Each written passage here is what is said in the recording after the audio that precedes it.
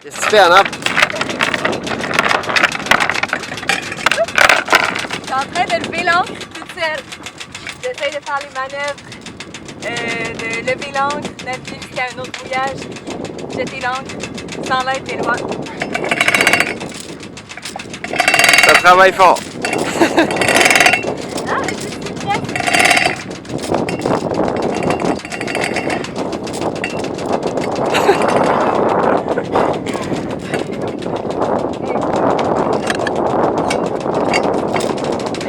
T'es dessus, là? Il va falloir que tu fasses ça vite.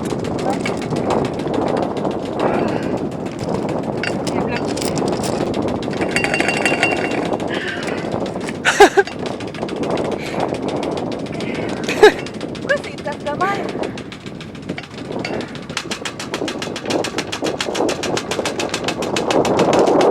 Vite, va-t'en conduire le bateau.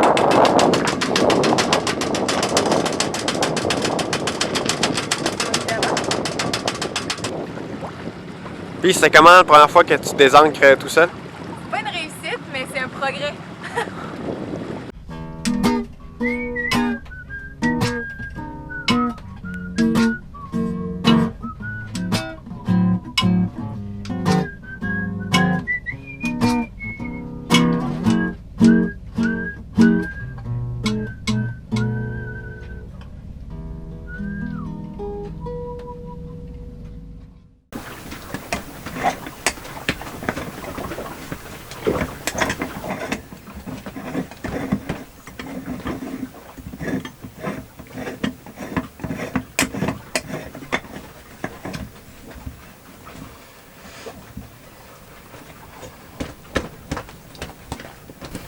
En voilier, il y a plein de merveilleux moments. Mais des fois, ça peut ressembler à ça. Tu te lèves le matin, le vent a shifté. Faut que tu déplaces le voilier, mais t'as la gueule de bois. Autrement dit, t'as un petit peu trop fêté hier. Avec son pinacle! En fait, la veille, tous tes amis avec qui tu fais la quarantaine depuis quelques semaines ont rassemblé leur annexe, paddleboard, kayak, licorne gonflable pour faire la plus grosse île flottante possible. Bien sûr, après avoir fait ton joint de silicone complètement raté parce que tu avais déjà quelques verres dans le nez, tu t'es joint à cette merveilleuse idée d'île flottante. Et ça explique pourquoi le lendemain, tout de suite après avoir jeté l'ancre dans un mouillage protégé, t'as mis la tête sur l'oreiller avant que le mal de cœur te pogne. En bon québécois, les yeux dans la graisse de bine, clairement, tu feras pas grand-chose de ta journée. Mais ça valait le coup. Parce qu'autour d'une île flottante, tout le monde s'est laissé dériver avec le coucher du soleil. Et clairement, ça pouvait pas se terminer autrement qu'en fiesta. Surtout qu'on célébrait le départ vers le nord d'un des voiliers de cette magnifique flottille. Aïe, que j'ai hâte au bruit de l'eau!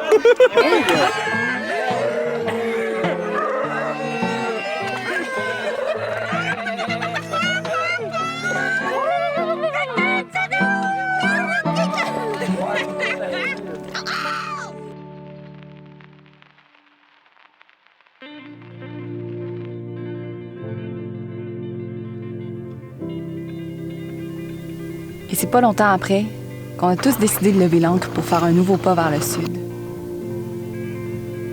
En vue de pouvoir éventuellement remplir notre garde-manger en métropole.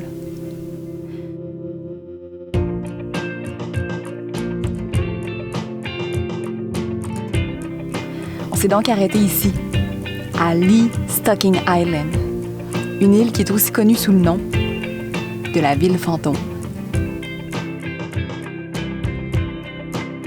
En ce moment, je suis à un endroit vraiment spécial qu'il faut absolument que je vous montre. Sur cette île, il y a un site de recherche biologique sous-marine abandonné.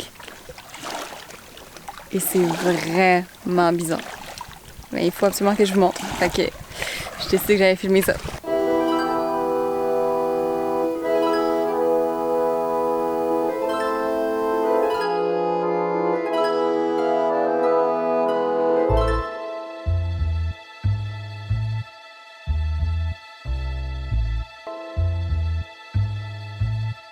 Je sais pas si vous voyez, mais ici, derrière moi, il y a des espèces de bassins. J'imagine que c'est là qu'ils gardaient certains poissons en captivité. Des aquariums, tu sais. Genre un gros local d'aquarium. Il y a un tableau. Puis il y a comme encore écrit des trucs dessus. Mais je sais pas si ça a rapport avec... Je sais pas si c'est eux qui ont écrit ces trucs-là, mais il y a encore des trucs décrits dessus. C'est vraiment bizarre. Je sais pas c'est quoi, mais c'est... C'est des documents, là. Vraiment, hein? La place porte bien son nom. La ville fantôme. Ça devait tellement être incroyable ici, quand ça fonctionnait. J'avais déjà lu sur la place, à un moment donné, juste pour faire des recherches, puis je m'étais aperçue en fait que cette terre-là avait été achetée un jour par un propriétaire, et puis il avait décidé justement de bâtir un site de recherche sous-marine. Ça avait super bien marché pendant un certain moment. Il y avait des plongées sous-marines qui étaient organisées quasiment à tous les jours, puis ça apportait quelque chose de très bien, je pense, en quelque sorte.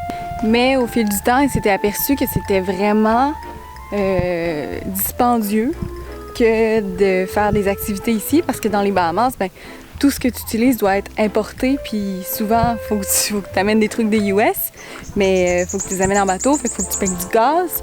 Ils ont une piste d'atterrissage pour les avions aussi sur l'île, fait que j'imagine qu'ils importaient aussi des trucs par avion. Mais tout ça, ça coûte cher quand même, là. Fait que, de ce que j'ai compris, c'est qu'éventuellement, ils ont comme manqué de financement, puis ils ont comme décidé d'arrêter le projet. Mais clairement, ça a été abandonné depuis un bon bout. En tout cas, s'il y en a qui veulent partir un genre de Walking Dead version tropicale, j'ai trouvé votre spot. Je pense que je vais commencer à m'en aller parce que j'ai un petit peu peur.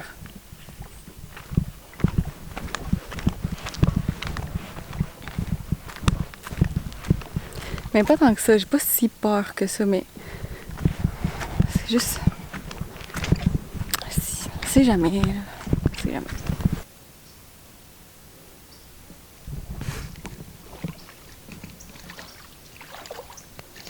Qu'est-ce que ça va faire? Je m'en vais manger jusqu'au bateau. J'ai quasiment rien fait de la journée comme activité. Fait que... ça va me faire bouger un peu. Bon, ben ciao! Je te suis. Si je lève une main comme ça veut dire que j'ai besoin d'aide, ok? OK.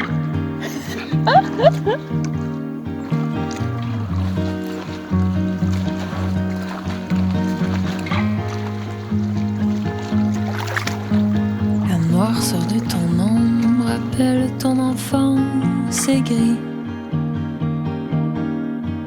La poussière sur le piano, ta soif de chair et d'interdit.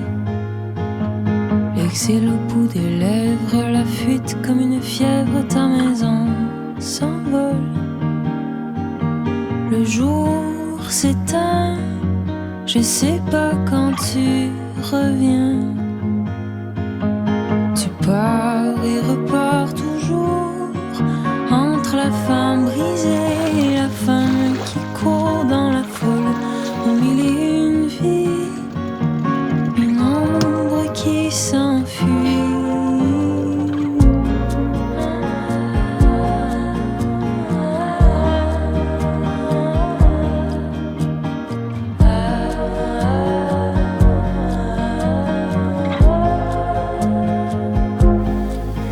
Tu plonges sur toutes les lèvres.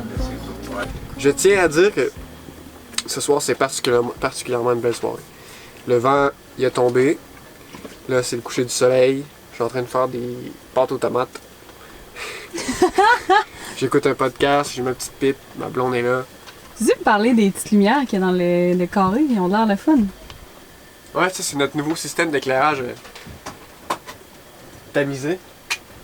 On s'est fait donner par un gars qu'on a rencontré, le gars de WeSurf, Benjamin Rochette, on l'a rencontré.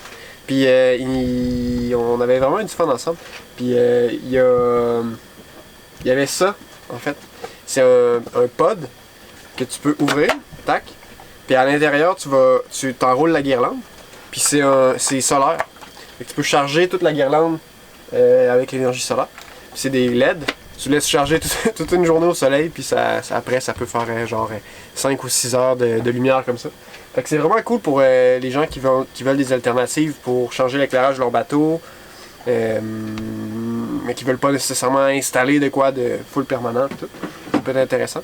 Puis c'est une compagnie qui s'appelle Lucie. L-U-C-I-E. Et ils font aussi, c'est eux qui font, vous les connaissez sûrement, sous ce format-là. C'est un petit truc gonflable. Tac. Toudou. Ça, c'est la même compagnie qui fait ça. Puis ça flotte.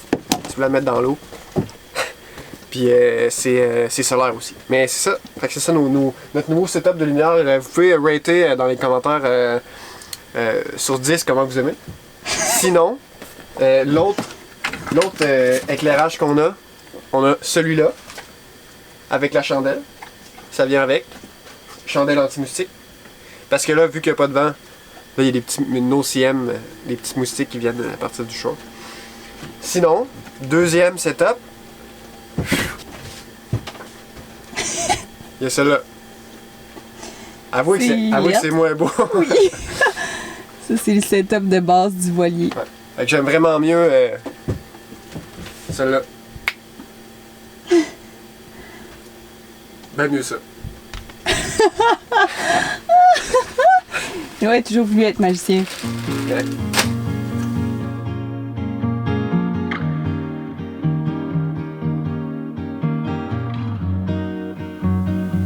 Voilà.